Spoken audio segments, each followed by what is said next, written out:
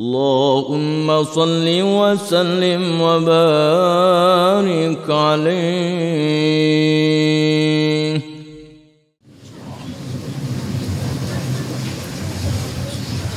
Bismillahirrahmanirrahim. Assalamualaikum warahmatullahi wabarakatuh. Waalaikumsalam warahmatullahi wabarakatuh. Alhamdulillah mujibul da'wat, qadhi al-hajat, ghafirul dhanbi wal khati'at. Wassalatu wassalamu ala sayyidi sadat wa asrafil makhluqat wa ala alihi wa sahbihi sabiquna bil khairat.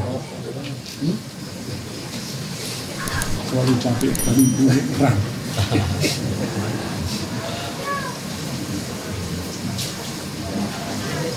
Yang saya muliakan Habib Abdurrahman bin Ismail, semoga Allah memberikan umur yang panjang, kesehatan, dan selalu membimbingnya di jalan yang mudah. Yang saya muliakan para habaib, para asatid, para tokoh masyarakat yang tidak bisa saya sebutkan satu persatu nama mereka tanpa mengurangi rasa hormat saya, serta yang saya muliakan hadirin dan hadirat sekalian. Pertama-tama marilah kita panjatkan puji syukur kita pada Allah Subhanahu wa Ta'ala atas limpahan rahmatnya dan kasihnya kita dapat bertemu pada malam hari ini untuk menghadiri perayaan Maulid Nabi Muhammad SAW. Salawat serta taslim senantiasa kita haturkan keharibaan idola kita, panutan kita yang mulia Nabi Muhammad SAW, beserta para sahabat, kerabat, dan umat yang senantiasa mengikuti jalannya. Satu kemuliaan besar untuk kita semua bisa hadir ya, di tempat ini, mengikuti dan menghayati dari apa yang sudah kita lakukan tadi. Terlebih lagi tujuan untuk acara ini kita menjadikan Nabi Muhammad SAW sebagai teladan, contoh. Untuk itu Maulid Nabi ini dibuat.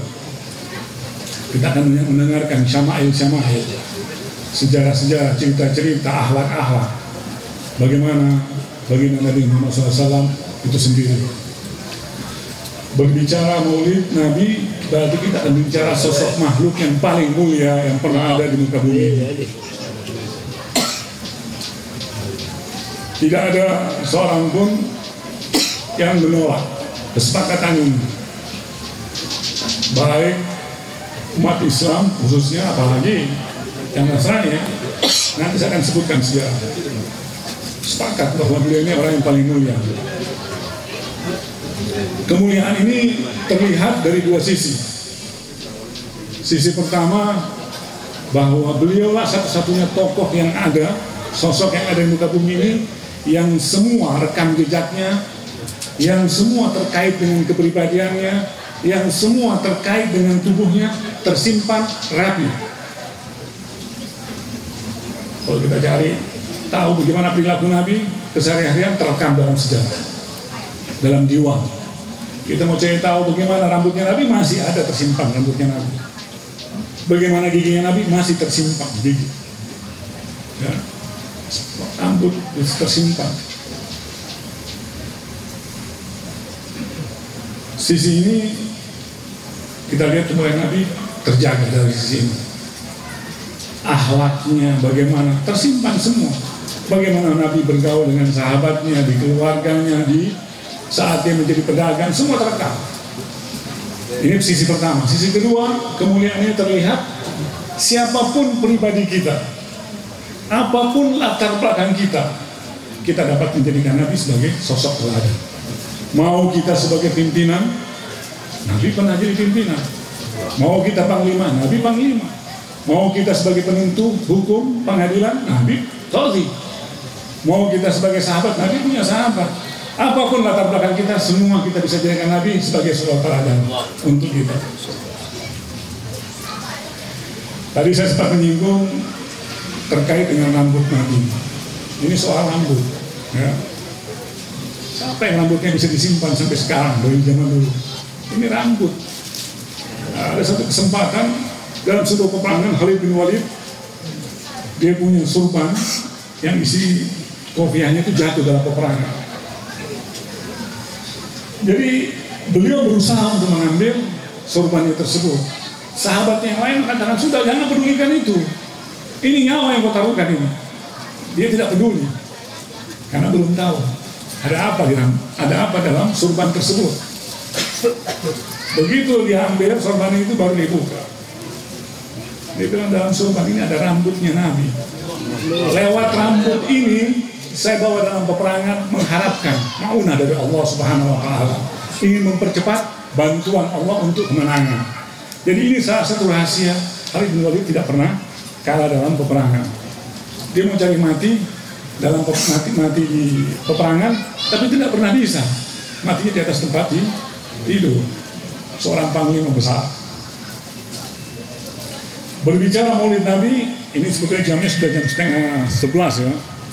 Jadi tidak akan lama-lama karena berbicara Maulid Nabi Muhammad SAW berarti kita akan berbicara sisi khalqiyah, bagaimana akhlak Nabi, ya, bagaimana rupa penciptaan Nabi, khalqiyah, penciptaan Nabi, bagaimana khuluqiyah, bagaimana juga akhlak dan budi pekertinya Nabi Muhammad SAW.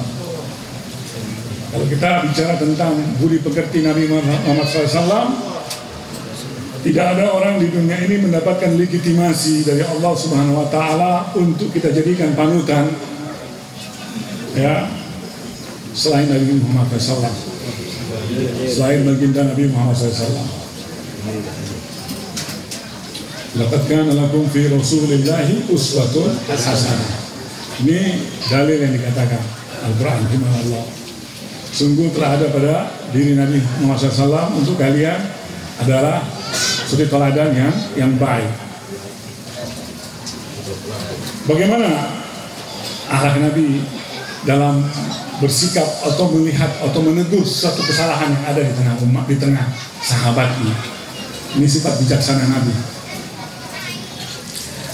Ada seorang sahabat Nabi dalam satu kesempatan, karena dia ini hadisun ahdi bil Islam, baru masuk Islam.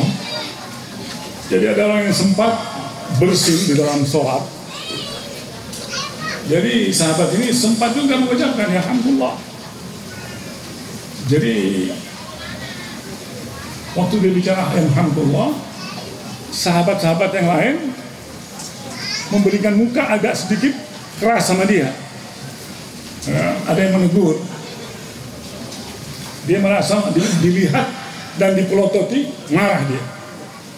Kenapa kau tegur saya? Apa saya punya? Nah, dia ngomong sendiri dalam sholat ini. Akhirnya coba ditenangkan, ditepuk, selesai sholat. Selesai sholat, dipanggil sama Rasulullah, sahabat ini, inna hadhihi sholat la tasluh fiha min kalamil bashar. Ini sholat tidak dibolehkan ada masuk perkataan manusia. Innaha tasbih wa dzikr wa qiraatul Quran. Yang ada dalam sholat itu cuma ada tasbih, zikir saja dan qiraatul Quran. Sama Nabi dipanggil, dinasihati kata-kata ini dengan lembut. Apa kata pemuda ini? Wallahi ma ra'aitu mu'alliman qablahu wa la ba'dahu ahsana ta'liman min Rasulullah sallallahu alaihi wasallam. Demi Allah, saya tidak pernah dapatkan ada seorang pengajar sebelumnya atau sesudahnya yang baik cara mengajarnya atau cara menegurnya melebihi daripada Nabi Muhammad SAW. Satu kesempatan lain lagi, akhlaknya Nabi. Ini akhlaknya dia ini sangat bersahaja. Dia tidak ingin ditonjolkan. Ya, kalau ada seorang pembesar Quraisy datang ingin mencari Nabi, bukan Quraisy, tamu dari luar yang mendengar begitu besar kesohoran Nabi, pengaruhnya, dia datang ingin mencari Nabi, masuk ke dalam masjid, melihat, dia memahami bahwa orang yang pembesar itu yang diagungkan di tengah umatnya, dia memiliki tempat singgasana yang luar biasa, dia punya kursi yang membedakan satu dengan yang lain. Dalam pikirannya seperti itu. Begitu masuk di masjid, dia tidak ada sesuatu yang aneh, tidak ada yang istimewa. Mana ini Rasulullah? Mana yang namanya Rasulullah? Mana Muhammad bin Abdullah? Mana? Karena tidak ada yang menjadi ciri khas. Tanya sama sahabat, dia yang ada di pojok sana yang menundukkan kepalanya, yang bersender, yang menundukkan kepalanya itu dia beliau. Suatu kesempatan Nabi Muhammad SAW didatangi seorang pemuda Quraisy. Pemuda Quraisy ini datang di hadapan Nabi, otomatis ya, bergetar dia, kakinya gemeteran, menghadapi tokoh, menghadapi ya kalau sekarang presiden, panglima semua ada sama Nabi. Jadi begitu dihadapkan begitu di depan Nabi, dia gemeteran.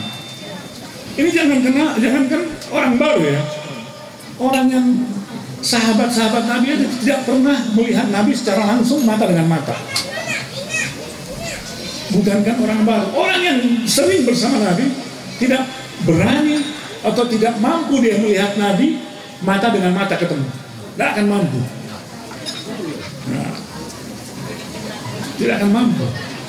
Sama dengan halnya kita melihat matahari, cahaya matahari akan mampu. Kenapa?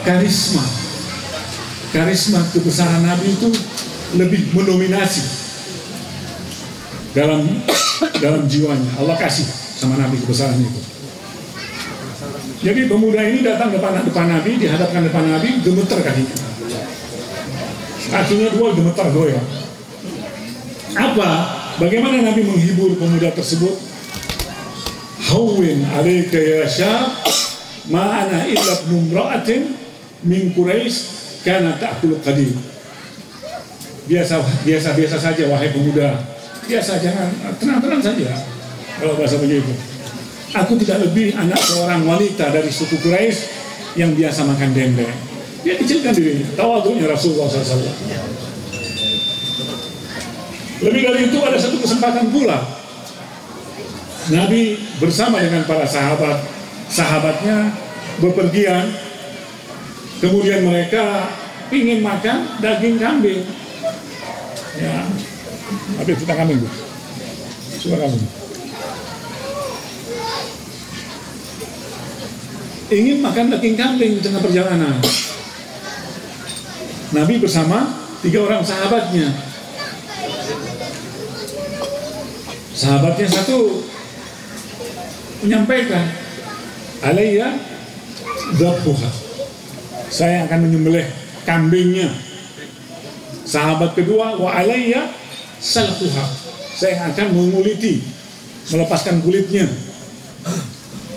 Sahabat ketiga, wa alayya tabhuha, kalau begitu saya akan memasaknya. Sudah ada memotong, sudah ada menguliti, sudah ada memasaknya. Semua sahabat Nabi 3 dapat bagian. Apakah Nabi berpangku tangan? Ya, kalaupun itu yang Nabi inginkan, mereka semua amin walau dhalim. Namun apa kata Nabi? Wa alayya jam'ul khatab, kalau begitu saya akan mencari kayu bakarnya. Nabi mengambil peran, mengambil bagian. Ya, sahabat-sahabat yang ada saat itu, ya Rasulullah, yakfina dzalik, cukup bagi kami itu semua. A'rifu annakum takfuruni, saya tahu kalian akan merasa cukup dengan aku, tanpa aku. Innallah, ini pesan yang cukup baik. Sabda Nabi, innallaha la yuhibbu ayanzura ahadukum mutamayyizan ala aqranihi. Sungguhnya Allah tidak ingin melihat seorang di antara kalian terlihat diperlakukan terlalu istimewa di tengah-tengah temannya, rekannya. Selanjutnya, kalau kita bicara maulid, kita juga bicara tentang khalqiyah, bagaimana sisi rupa Nabi. Kita belum pernah lihat Nabi langsung. Kita cuma mendengar cerita-cerita. Kita mendengar penyampaian-penyampaian sahabat. Ya. Kalaupun kita ada yang mimpi, cuma melihat dari jauh bahwa Nabi ada di situ. Tidak langsung melihat wajahnya karena keterbatasan iman. Ya. Karena mungkin kita belum sampai dapat makom itu. Ada orang mungkin yang lihat langsung lebih dekat, macam-macam. Nah, kita mencari kesaksian orang yang hidup di zamannya, para sahabat. Sahabat Nabi menceritakan kepada kita seperti apa Rasulullah SAW itu sendiri.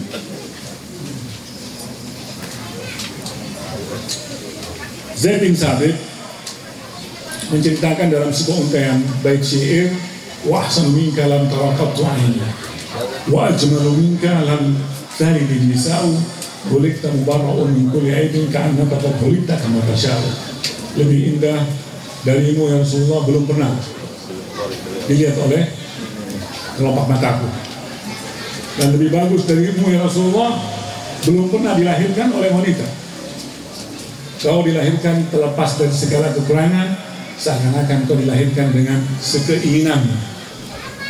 Inilah kesempurnaan yang dimiliki oleh Rasulullah SAW. Kita buktikan dengan pengakuan sahabat yang lain.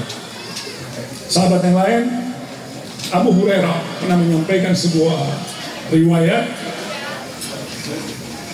ma ra'aitu syai'an ahsana min Rasulillahi sallallahu alaihi wasallam fa ka'anna asy-syamsa tajri fi wajhihi.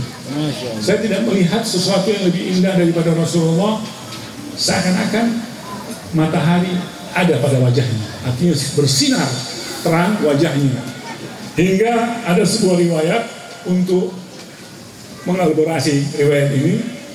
Ada sebuah riwayat di dalam satu kesempatan malam yang bulan purnama itu penuh, Rasulullah keluar dari rumahnya. Ada seorang sahabat yang mempergoki juga keluar melihat Rasulullah dari rumahnya. Sahabat ini melihat Rasulullah begitu terang. Kemudian saat itu bulan purnama juga lagi terang sempurna. Sahabat ini melihat Rasulullah dengan terang yang ada pada wajahnya, pada dirinya. Kemudian membandingkan dengan bulan purnama yang saat itu lagi terang juga.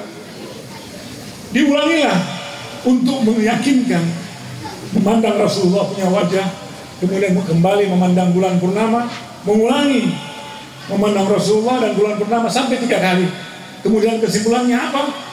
Kesimpulannya, wallahi lawajhun nabi ahsana min al-qamar. Demi Allah, wajahnya Nabi itu lebih indah daripada bulan purnama itu sendiri. Menyingkat waktu, apa tanggung jawab kita sebagai umat Rasulullah SAW kepada beliau? Yang pertama, tanggung jawab kita sebagai umat agar pengakuan kita umat ini butuh pembuktian, ya, bukan cuma omongan. Nah, kalau kita mengatakan cinta itu bidat, ya, artinya isolul qalb zahiran wa batinan ilal mahbub, mengantarkan hati lahir dan batin kepada orang yang dicintai. Apa cinta? Bukti cinta kita pertama, ta'atuhu wa nusratu lidinihi, taat kepadanya dan menolong agamanya. Taat kepadanya bagaimana? Atiullah wa atiur Rasul. Segala perintah Rasulullah kita lakukan dengan kemampuan yang kita miliki. Fattaqullah mastata'tum, dengan batas itu. Karena Rasulullah menyampaikan dalam sebuah hadisnya juga, semua kalian masuk surga kecuali mereka yang enggan. Siapa yang enggan? Ya Rasulullah. Sahabat bertanya, Rasulullah menjawab, man ata'ani dahalal jannah. Siapa yang taat kepada aku masuk surga. Siapa yang enggan, siapa yang maksiat, dia yang enggan atau yang masuk neraka. Wa man asani faqad aba. Siapa yang maksiat tidak mengikuti Nabi punya perintah, dialah orang-orang yang enggan masuk surga. Ada sebuah cerita. Ini sangat menarik untuk kita camkan. Bagaimana taatnya sahabat ini kepada Rasulullah. Ada seorang sahabat bernama Julaibib. Julaibib ini tidak ada memiliki kelebihan sedikit pun di dalam dirinya. Orangnya jelek, tidak punya nasab, tidak punya rumah, atap rumahnya langit, bantalnya pelepah kurma, kasurnya pasir. Orang ini tidak dianggap. Julaibib namanya. Tidak punya nasab, nasabnya tidak terhormat, sehingga kadang-kadang disepelekan orang. Satu saat ada sebuah cerita yang terkait dengan sahabat ini. Satu saat Rasulullah bertemu dengan Julaibib dan menyapanya. Wahai Julaibib, tidakkah engkau menikah?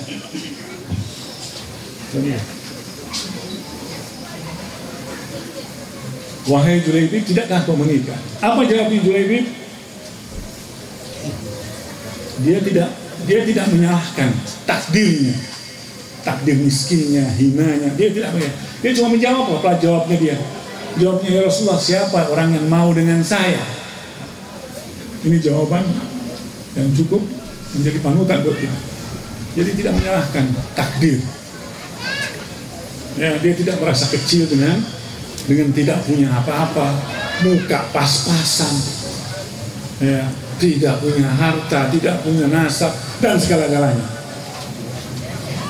Kemudian kesempatan lain, Nabi bertemu lagi dengan Julaibib. Kembali Nabi menyapa. Ya Julaibib, tidakkah kau menikah? Kembali Julaibib menyapa, menjawab, ya Rasulullah, siapa kira-kira orang yang mau menikahkan dengan aku, anaknya? Bukan jawabannya, saya tidak punya, saya miskin, saya begini. Tidak.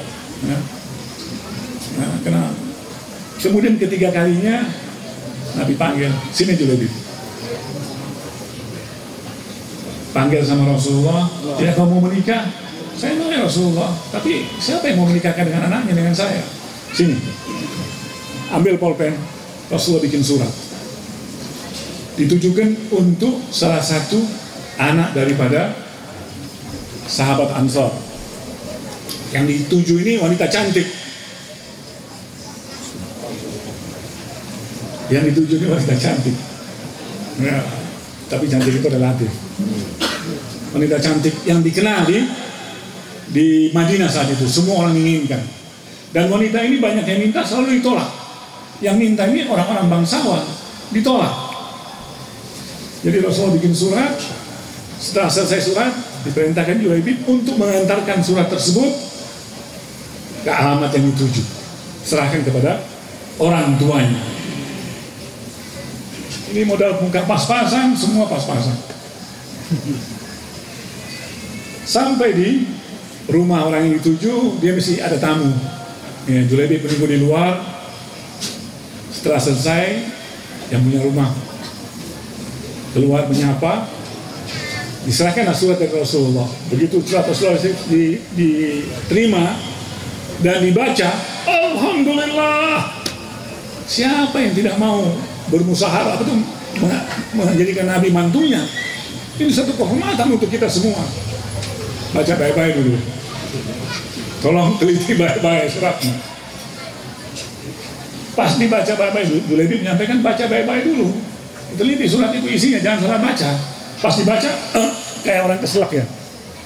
Surat ini tujukan untuk Julaibib, untuk dinikahkan dengan anaknya. Kaget ya, tersedak ya.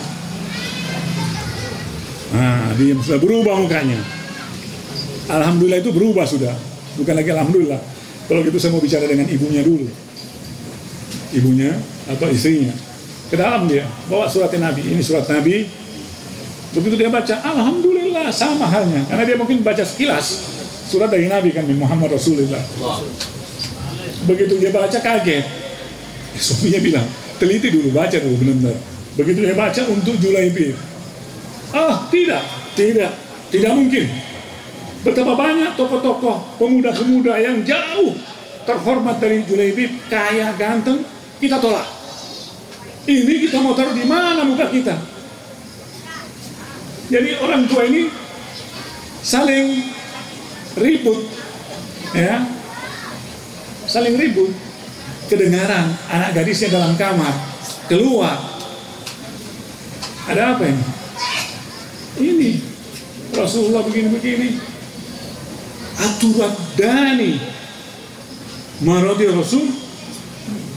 Aturadani Rasulullah SAW. Apa kalian berdua menolak Rasulullah SAW? Apa yang sudah diredokan oleh Rasulullah untuk aku redo untuknya. Ini jawaban wanita yang solehah ini. Dia tegur orang tuanya.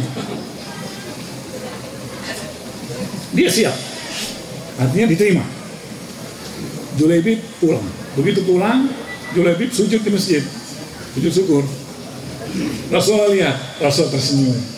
Berarti ini kegembiraan pertama yang dirasakan oleh seorang Julaibib dalam hidupnya. Dipanggil Rasulullah kembali, Julaibib, bagaimana persiapan untuk pernikahanmu? Sudah siap? Otomatis belum rupanya, belum ada persiapan untuk pernikahan. Disuruh Rasulullah untuk pergi kepada dua sahabatnya untuk mendapatkan bantuan untuk beli apa yang dibutuhkan untuk pernikahan, seserahan. Pergilah kepada sahabat Rasulullah SAW, kemudian dia dapat memenuhi kebutuhan untuk pernikahan. Dia kumpulkan uang sudah, tinggal dia pergi ke pasar untuk membeli kebutuhan pernikahan. Dibelinya kebutuhan pernikahan. Begitu dibeli di pernikahan, di pasar, kebutuhan pernikahan, dia sebelum kembali ke tempat tinggal ke masjid, dia dengarkan ada perintah jihad dari Rasulullah SAW. Dia kembali ke masjid, dia meyakinkan berita itu, benaran berita itu. Oh iya, ada perintah jihad dari Rasulullah SAW. Kalau begitu, saya harus pergi juga jihad. Saya akan jual semuanya. Pak, jangan dulu, kau besok malam sudah mau resepsi. Sahabat-sahabat cuma meyakinkan, jangan, kau resepsi besok, jangan urus ini sudah. Oh tidak, saya harus jual. Dia pergi ke pasar. Barang-barang yang dibeli tadi untuk pernikahannya ditukar untuk membeli kuda, pisau dan perisai. Dia kembali. Dia beli kebutuhan itu. Akhirnya dia pergi. Yang saya ingin contohkan di sini ketaatan. Bagaimana taatnya sahabat kepada perintah Rasulullah SAW. Jadi untuk menikah dia tinggalkan karena dengar seruan Nabi untuk pergi jihad fisabilillah. Dia jual kebutuhan untuk pernikahannya, ditukar dengan membeli kuda, pedang dan perisai. Dia pergi berjihad di jalan Allah, kemudian terbunuh. Setelah itu Rasulullah SAW memanggil sahabat, apa afikum? Apakah ada di antara kalian yang kehilangan keluarganya? Mereka bilang tidak ada ya Rasulullah. Rasulullah meyakinkan lagi, adakah kalian yang kehilangan keluarganya? Tidak ada ya Rasulullah. 3 kali Rasulullah ulang. Tidak ada ya Rasulullah, tapi aku kehilangan Julaibib. Aku sangat kehilangan Julaibib. Para sahabat mencari tahu siapa Julaibib ini. Dicari. Ada seseorang yang tidak dikenal di sekitar tubuhnya. Ada 7 orang kufar Quraisy yang dibunuh. Dibawa sama Rasul sosok mayat tersebut. Rasulullah lihat, oh inilah Julaibib, ini orangnya. Rasulullah, Julaibib dalam pakaian Nabi. Ya. Kemudian 7 orang yang sempat dibunuh oleh Julaibib itu, yang sempat ada dibunuh 7 orang di sekitarnya. Julaibib ini yang dimaksud oleh Rasulullah SAW. Kemudian Rasul menyampaikan sahabat, Julaibib sekarang disambut oleh bidadari. Rupanya wanita penduduk langit yang lebih merindukan Julaibib daripada wanita penduduk surga. Inilah kisah dari seorang taatnya sahabat kepada Rasulullah SAW. Wajiban yang kedua, mahabbatuhu, bagaimana menyintainya, ya, menyintai Rasulullah SAW. Bagaimana kita tidak cinta dengan Nabi? Begitu besar cintanya Nabi kepada kita. Tidak hanya yang kita dengarkan sebelum Rasulullah wafat, dia mengingat ummati. Tidak hanya itu bagian. Tidak hanya juga Rasulullah ingin mengetahui bagaimana rasa sakitnya sakarat, kemudian dia ingin memikul semua rasa sakit itu ditimpahkan pada dirinya. Tidak hanya ini, bukan ini kecil. Bukan juga harisun alaikum bil mu'minina raufur rahim, menginginkan segala yang terbaik untuk kita. Bukan cuma ini, masih ada lagi. Kadang kita sebagai manusia, kita saja untuk mendoakan diri kita lupa. Kita sebagai pemilik diri ini, kita kadang-kadang mendoakan diri kita sendiri lupa.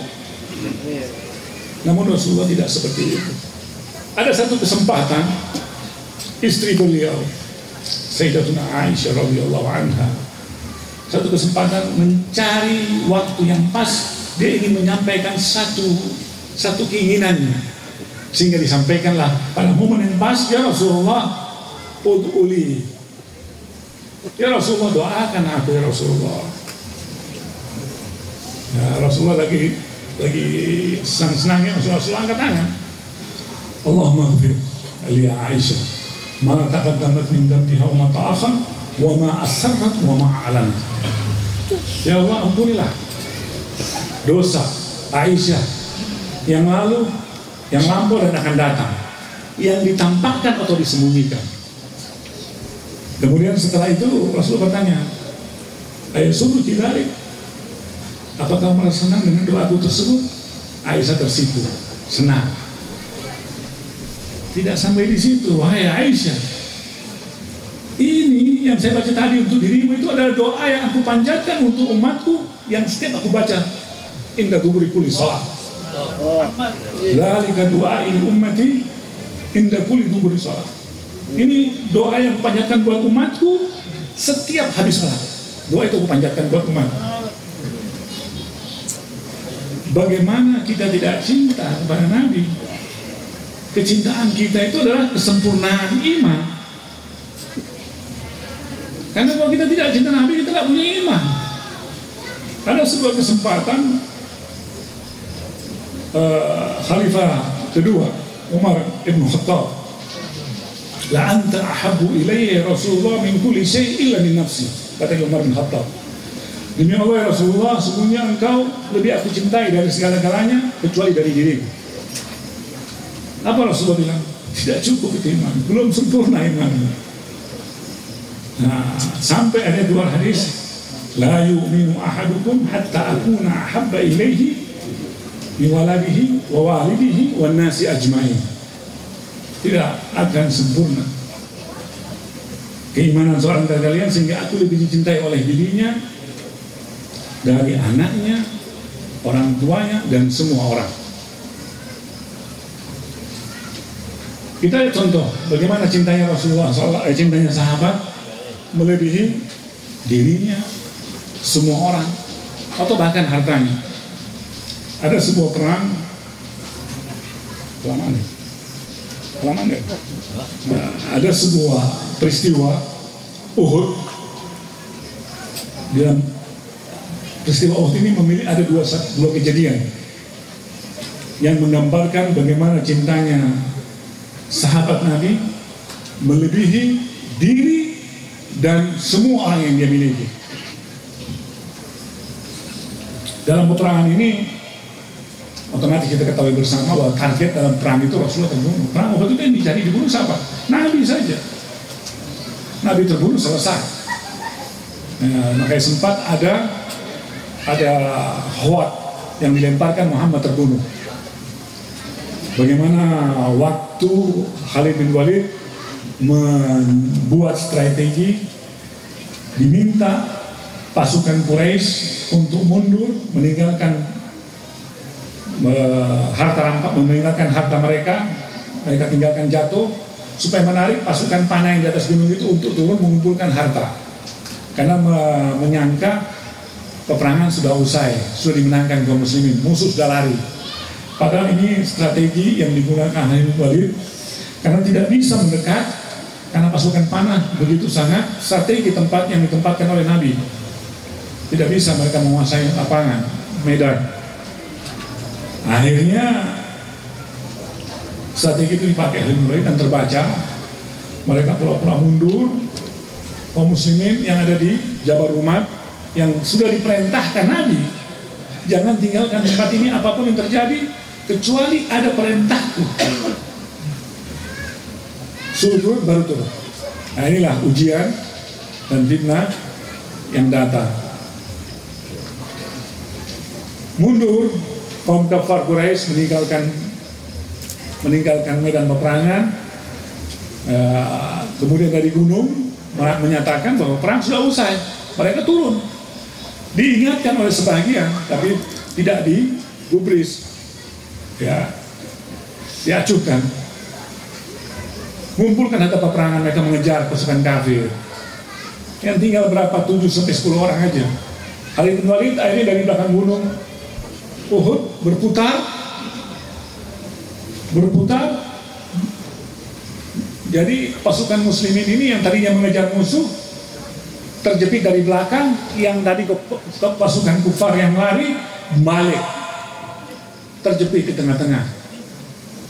Dari depan yang tadi lari balik, yang dari belakang dengan pasukan berkuda Khalid bin Walid menjepit kaum muslimin yang ada di tengah-tengah. Mereka mencari di mana Nabi diperkirakan, disitulah dihujani panah. Sahabat-sahabat menjadi perisai hidup. Semua sahabat, tidak satu pun sahabat yang ada di situ supaya perisai hidup buat Nabi Muhammad SAW. Akhirnya ada busur panah yang dilihat oleh sahabat. Dia mencoba mengelak agar busur panah itu tidak mengenai Nabi. Tidak ada jalan lain kecuali dengan melemparkan badan yang lompat menghalau busur panah tersebut sehingga mengenai matanya. Akhirnya kaum muslimin dalam peperangan kembali mencoba menstabilkan, kembali mengatur keadaan yang tadi tidak bisa dikendalikan, tidak bisa dikuasai, kembali dapat dikuasai karena mereka kembali menyatu, mengumpul di mana ada Nabi. Setelah stabil dikuasai dan peperangan telah usai, jasad-jasad mayat juga ada yang terbunuh banyak. Salah satunya ada seorang wanita Ansor yang ikut berperang dalam peperangan Uhud tersebut. Ayahnya, suaminya, anak, dan saudara laki-lakinya, 4 anggota keluarga. Mayat ini dihamparkan di depan Masjid Rasul. Datang wanita ini karena mendengar hoak bahwa Nabi terbunuh. Dia bilang, bagaimana Rasul? Karena sempat Nabi dikatakan terbunuh. Sampai pecah di gerahnya Nabi gara-gara strategi yang digunakan Khalid bin Walid tadi.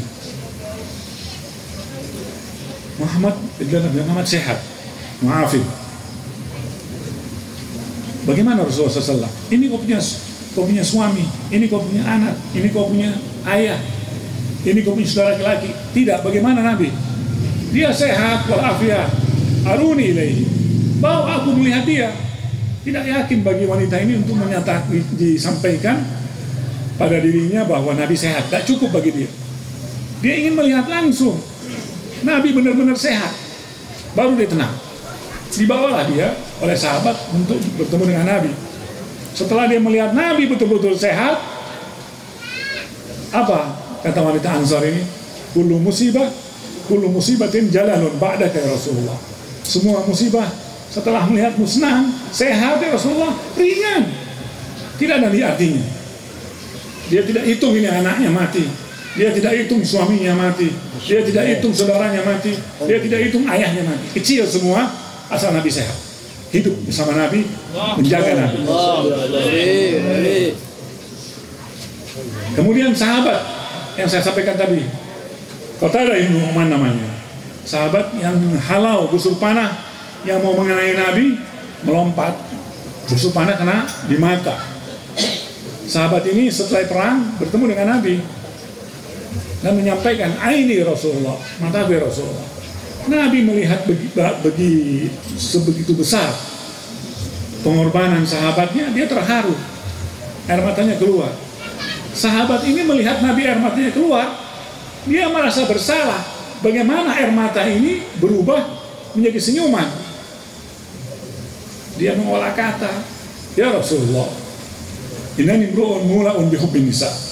Ya Rasulullah, saya ini orang yang suka wanita, ya, cinta wanita.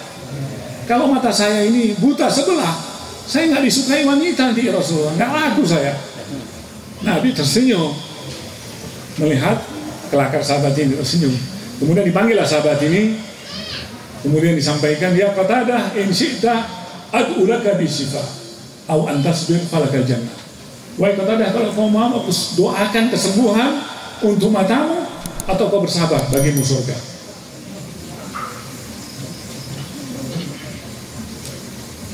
Kita ditawari doa sama Nabi, mau kesembuhan mata yang buta tadi yang ada busur panah, begitu dicabut bola matanya jatuh di pipi, tergantung-gantung. Belum ada dokter modern yang bisa menyembuhkan mata seketika itu juga. Jadi mukjizatnya Rasulullah sini.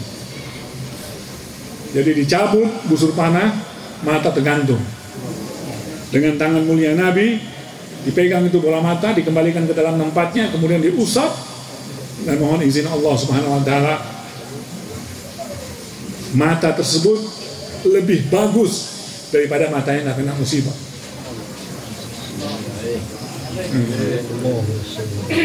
Kemudian bagaimana sahabat tadi dapat tawaran doa? Doakan kesembuhan. Dia minta sembuh mata atau dia minta masuk surga? Kira-kira ibu-ibu ini kalau dimintai Rasulullah mintakan tawaran sembuh matanya atau masuk surga? Wah, dua-duanya. Iya, kapan lagi dapat doa? Doanya Nabi. Iya. Dua-duanya kata sahabat ini. Ya Rasulullah, doakan kesembuhan mataku dan masuk surga. Akhirnya diberi doa masuk surga, kemudian matanya diusap dengan izin Allah. Matanya lebih bagus daripada mata yang tidak terkena busur panah itu sendiri. Kemudian kewajiban cintanya sahabat ini kepada Rasulullah, karena Rasulullah punya cinta sama mereka begitu besar, sehingga tidak heran ya banyak sahabat-sahabat yang ingin ditukar ya dalam posisi dia akan dieksekusi mati oleh kufar Quraisy, seperti Hubayb ibnu Adi, dieksekusi masih dalam porsi eksekusi mati, akan dipenggal, diberi pilihan. Bagaimana kira-kira kalau engkau di tempatnya Muhammad sana dan Muhammad ditukar di tempatmu sekarang? Apa jawaban mereka? Wallahi, dia bilang, Rasulullah di tempatnya sana terkena duri saja saya tidak rela, apalagi untuk dieksekusi. Di tempatnya sehat, terkena duri saya tidak rela. Terkena duri, asabahu syauk, mu'afin asabahu syauk. Di tempatnya sehat, terkena duri saya tidak rela. Bagaimana lagi akan ditaruh di sini? Coba bandingkan bagaimana cintanya sahabat ini kepada Rasulullah. Sehingga Abu Sufyan yang saat itu belum masuk Islam, apa kata Abu Sufyan? Ma ra'aitu ahadan yuhibbu ahadan kahubbi ashabi Muhammadin Muhammadan. Saya tidak pernah melihat cintanya seseorang kepada seseorang seperti cintanya sahabat Muhammad kepada Muhammad. Cintanya luar biasa. Kewajiban yang ketiga, ta'zimuhu wa tawqiruhu, memuliakan dan membesarkan Nabi. Bagaimana kita tidak muliakan? Allah mengagungkan Nabi. Bagaimana pengagungan Allah pada Nabi? Lewat salawat, perintah salawat. Sebelum Allah memerintahkan kita, Allah mendahului dengan zatnya dan para malaikat di sana. Innallaha wa malaikatahu yusholluna 'alan nabi. Sungguh Allah dan para malaikat mengucapkan salawat kepada Nabi. Baru setelah itu, ya ayyuhalladzina amanu, wahai orang beriman, shollu, ucapkan salawat kepadanya dan taslim. Ini bentuk pemuliaan Allah kepada Nabi, dan masih banyak kalau kita mau satu persatu kita akan sebutkan, masih banyak. Ya, di Al-Quran kita tidak pernah dapatkan dalam bentuk orang kedua Allah menyebut Rasulullah SAW namanya. Dalam bentuk orang kedua namanya tidak pernah Allah sebutkan. Kalau nabi-nabi lain disebutkan secara tegas, ya Isa, inni mutawaffika wa rafi'uka, dan nabi-nabi yang lain. Tapi kalau namanya disebut Rasulullah dalam bentuk ihbar, wa ma Muhammadun illa rasul, tidaklah Muhammad itu bukan bentuk orang kedua. Kalau bentuk orang kedua yang disebut dalam Al-Quran terkait dengan pribadi Nabi, predikatnya, tugasnya, ya ayuhan rasul, ya ayuhan nabi, lima tuharrimu ma ahallallahu lak. Ini predikatnya, tugasnya, bukan namanya. Ini bentuk pemuliaan Allah, dan masih banyak lagi. Bagaimana kita tidak muliakan orang kafir, memuliakan Rasulullah? Ya, kita akan berikan contoh zaman dulu sama zaman sekarang. Kalau zaman dulu ada sebuah peristiwa perjanjian Hudaybiyah, kalau tidak salah, itu namanya ada Urwah ibnu Mas'ud. Waktu itu masih menjadi kufar, ya, masih kafir. Urwah ibnu Mas'ud ini dia delegasi Quraisy, selalu menjadi delegasi Quraisy, utusan untuk bertemu dengan pembesar-pembesar raja. Dia ditugaskan untuk hal ini, dia jago, negosiator kufar Quraisy punya. Dalam kesempatan dia bertemu dengan Rasulullah SAW dan melihat dan menjadi saksi hidup, dan ini tersebut dalam kitab Asy-Syifa fi Fiqhil Mustafa. Dia melihat bagaimana para sahabat itu memuliakan Rasulullah SAW. Terheran-heran dia bagaimana bentuk pemuliaan sahabat kepada Rasulullah SAW. Yang dilukiskan oleh Urwah ibnu Mas'ud ini, contohnya dia bilang, Rasulullah tidak ambil air wudhu yang jatuh dari wajahnya itu orang baku rampas, saling rampasan. Air yang bekas wudhunya lebih orang rampasan. Sampai-sampai digambarkan mereka hampir saja saling bunuh-membunuh. Begitu sangat semangatnya sahabat saling merampas. Kemudian tidak hanya itu digambarkan oleh Urwah bin Mas'ud. Kalau dia meludah tidak jatuh di tanah,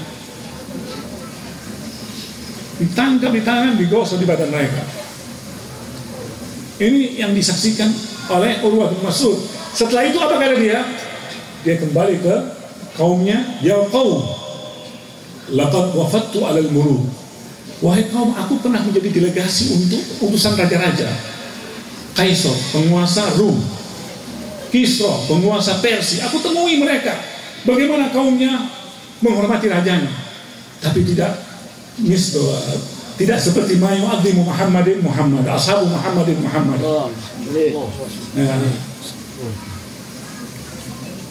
Tidak seperti sahabatnya Muhammad memuliakan Muhammad. Penghormatan mereka berbeda. Laqad wafattu 'alal muluk wal qaisar wal muqawqis in yu'azzimul muluka ma yu'azzimu ashabu Muhammadin Muhammad. Kalau saja para raja itu dihormati oleh kaumnya, tapi tidak sama seperti kaumnya Muhammad menghormati Nabi Muhammad SAW. Ini di zaman lalu, zaman modern. Bagaimana orang kafir Quraisy memuliakan Nabi? Tahun 1978, ini yang terbaru aja kita ambil contoh.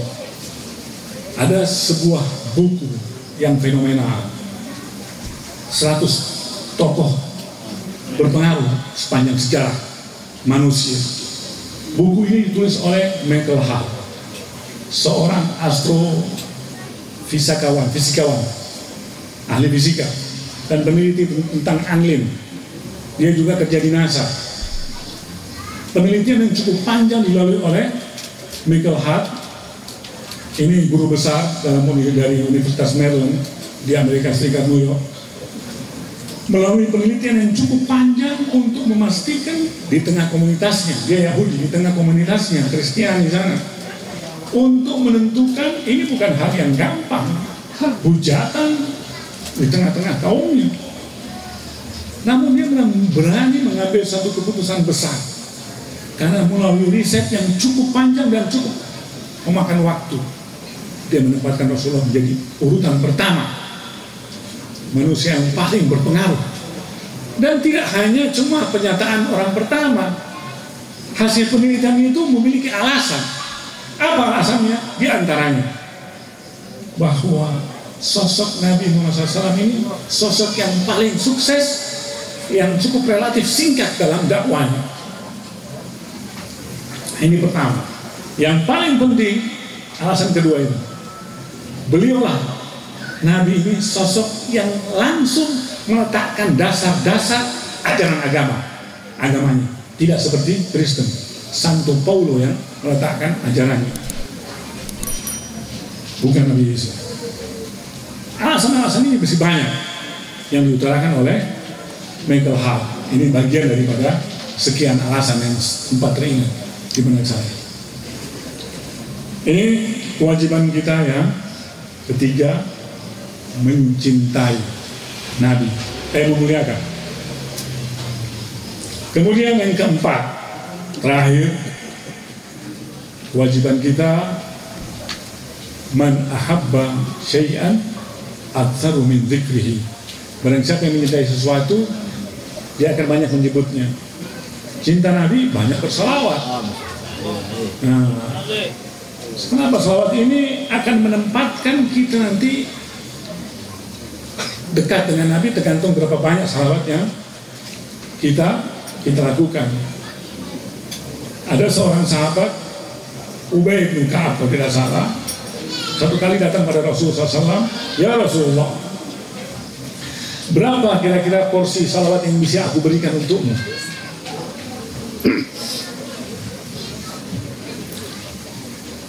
Rubu. Apakah rubu ya Rasulullah? Lain zikta ala dhalik khair. Kalau kau bisa tambah lebih dari itu, baik, lebih bagus. Kalau begitu Rasulullah, sulus, sepertiga. Lain zikta ala dhalik khair. Kalau bisa tambah lagi, bagus, kata Nabi. Nus, semua waktu saya itu saya bagi untuk salat kepadamu. Lain zikta ala dhalik khair. Kalau kau bisa tambah lebih dari itu, bagus. Akhirnya sahabat ini katakan apa? Kullu ya Rasulullah, kalau gitu semua saya punya waktu akan saya pakai untuk salawat. Doanya, salawat. Apa kata Nabi? Saat yang katakan semua waktu saya akan pakai buat salawat. Jadi sudah tidak ada doa, salawat. Idzan tukfahamu tughfar dzambuk. Kalau begitu, kalau kau sudah pilih semua waktumu akan kau isi dengan salawat kepada aku, ya doamu itu diisi dengan salawat, keresahan duniamu dan urusan dunia akhiratmu, keresahan hilang, ditanggung Allah. Kalau Allah sudah menanggung urusan kita punya dunia dan akhirat, selesai, tidak ada keresahan lagi. Tufahamu, Allah cukupkan kau punya hamuk, diambil alih sama Allah. Tughfar dzambuk, doamu, dosamu diampuni. Semoga kita semua bisa menjadi umat Rasulullah SAW yang memenuhi kewajiban-kewajiban yang tadi disampaikan. Lebih kurangnya Allah musta'an wa alaihi tuklan. Wassalamualaikum warahmatullahi wabarakatuh.